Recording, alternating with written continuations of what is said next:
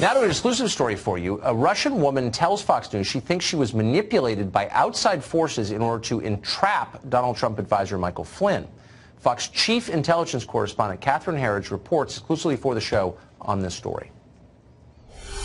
I'm not a Russian spy, and I have never worked for the Russian government. I believe that General Flynn was targeted, and I was used to do that. The allegations center on a 2014 seminar and dinner at England's University of Cambridge. At the time, General Mike Flynn ran military intelligence for President Obama. Mikova spoke to Fox News via Skype. General Flynn was the guest of honor. I sat on the opposite side of the table to Flynn. Were you alone with General Flynn before, during, or after the dinner? I have never been alone with General Flynn. According to a flyer, the Cambridge events were organized with the support of American Stefan Halper, who was later identified by media outlets as a professor who reportedly assisted the FBI's Russia probe. In December 2015, as a private citizen, Flynn was paid $45,000 to speak at a Russia Today event in Moscow, where he shared a table with President Vladimir Putin. Did you ever discuss traveling to Moscow with General Flynn after the dinner? There was absolutely no discussion of going to Moscow with General Flynn. In February 2016, as Flynn's role in the Trump campaign became public, out of the blue, Mikova says she was invited to a private dinner with Halper. It was very, very unusual to me. It was an obnoxious academic who absolutely hated all Russians. During the 2016 campaign, Halper also contacted Trump campaign aides. Halper has refused requests for comment about his government work.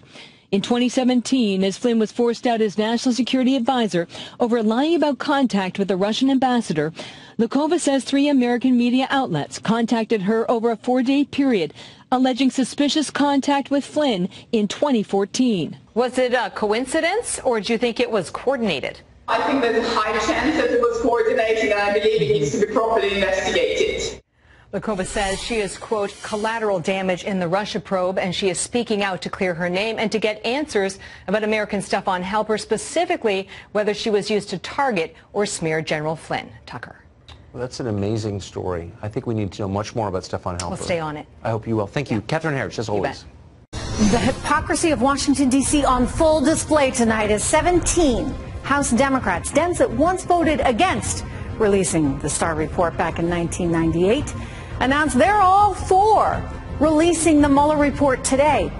Amazing what a couple decades in a different political party in office will do, right? So these 17 Dems, there they are. We've done some research. All these Dems that are still serving today. In that list, we have a real cast of political characters. And we have Jerry Nadler, Nancy Pelosi, Maxine Waters. All of them once felt very passionately against the release of a special prosecutor's report. But what do you know now? Now they are all for it, of course. What do you know? Politics, right? Now, on the one hand, I guess this is what's to be expected after 21 years and 10 elections. They know how to play the game. Politicians are politicians. But tonight, it's not just these politicians that are sharpening their knives. No, not just the politicians. You get the New York Times, perhaps, I don't know, embarrassed that its reporters were so vehemently on the side of the Democrats, on the side of Hillary Clinton. New York Times tonight insisting Mueller's team members think the AG went soft on Trump and that the information they provided is actually more damning than Barr concluded in his synopsis. And you got commentators on other networks, like MSNBC, trying to take that a step further, saying the report included evidence of collusion with the Russians. Where are they getting this stuff, right? Because Mueller did not conclude that. They may be concluding it. Mueller didn't. It's a theme that the Washington Post is peddling as well. You know, pardon me, last time I checked, Mueller didn't find collusion in the AG. Mr. Barr didn't consider the report a reason to bring collusion charges. So no collusion. And yet so-called lawmakers like Adam Schiff and so-called journalists like those in the mainstream media still want to believe the president is Manchurian candidate from Russia. Get over it, guys. You need to move on. The Democrats actually need to figure out sooner or later that if they keep digging in their heels here on this one, it's only going to make their own situation worse. And here's why. Someone Someone had to get the ball rolling on all of this. Think about it. Someone fed all that scandalous gossip on the initial so-called dirty dossier to the ex-British spy Christopher Steele and Fusion GPS. Steele was hired by Clinton's team to dig up dirt on Donald Trump. And then someone at Fusion GPS was feeding the info to the FBI, who then decided it made sense to illegally spy on Americans that happen to be working for a political campaign. I mean, this is messed up, right? It's all messed up. And the New York Times can try and save its story by insisting it has sources that expected more. I'm assuming Adam Schiff might have been in that group of sources. But what Mueller concluded actually meant no collusion charges. And the Attorney General of the United States didn't see any reason to bring any. My gosh, what more? What more do they need? What more do they want? There are reports tonight that some members of the special counsel team investigating alleged Russian collusion during the 2016 election may feel that the Attorney General is not adequately portraying the results of that investigation and the report. The administration is pushing back hard on anonymously sourced stories. This comes as Republican lawmakers are looking into the ethics of the investigation itself. Chief Intelligence Correspondent Catherine Herridge has details tonight. The Justice Department issued a rare public statement taking issue with media accounts that the Mueller report contains summaries that were releasable. Quote, every page of the confidential report provided to Attorney General Barr on March 22, 2019 was marked may contain material protected under a law that protects confidential grand jury information and therefore could not be publicly released.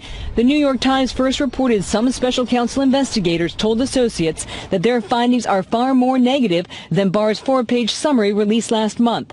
A senior Democrat said it backs up his efforts to see the full report and secure Mueller's testimony. There's some dissatisfaction over how accurately Barr represented the report, but again, the answer is, let's see it. On Twitter, the president knocked the story, writing, the New York Times had no legitimate sources, which would be totally illegal concerning the Mueller report. In fact, they probably had no sources at all. Despite the president's tough talk about what he calls a witch hunt, one of the president's former attorneys told a podcast the president was nothing but cooperative in the Mueller investigation. All this, what I call mainstream knee-jerk theories, these wild theories, he was really trying to get rid of Bob. That was nonsense. Separately, these letters obtained by Fox News show Republican Senators Grassley and Graham alerted Barr last month that congressional investigators uncovered evidence of potential improper political influence, misconduct, and mismanagement in the Russia probes. Fox News understands the senators wanted Barr to have the information before he reviewed Mueller's findings. After congressional investigators alleged special counsel prosecutors used selective quotes in court filings to create the most negative interpretation possible. This 2017 letter shows Grassley directly warned Mueller, citing emails from Trump campaign aide George Papadopoulos, among others, about traveling to Russia during the presidential race. Quote, in the full context, the emails in question actually show that the Trump campaign wanted someone low-level to decline these types of invitations. On the Mueller report's delivery to Congress, there is significant time pressure. At the end of next week, both the House and Senate go on recess. Sources tell Fox News Justice Department officials hope to complete their review in coming days, meeting the Attorney General's goal of mid-April. Brett. Catherine, thank you. Collusion? Really? Seriously? So Robert Mueller comes forward with no collusion, and yet Mr. Adam Schiff has evidence of something else entirely? It's time for Congressman Schiff to show us that evidence, if he has it, put up or bow out, instead of going on television night after night to cast aspersions on the president without any kind of proof. I don't see a problem with showing us what you have, Congressman, the American public. That so-called evidence that you're bragging about, especially when Adam Schiff's fellow Democrat, Jerry Nadler, is calling for the entire Mueller report to be released. Come forward, right? I'll tell you, it's the height of selfishness. Schiff cares not for the well-being of his country, but rather his own political prospects and the political prospects of his party, for that matter. You know, I'd like if, maybe just for once, just once, politicians could look out for the nation instead of themselves. Adam Schiff says there's, quote, evidence in there, then let's see it, sir. For goodness sakes, he hasn't even read the darn report. What kind of evidence is he citing then?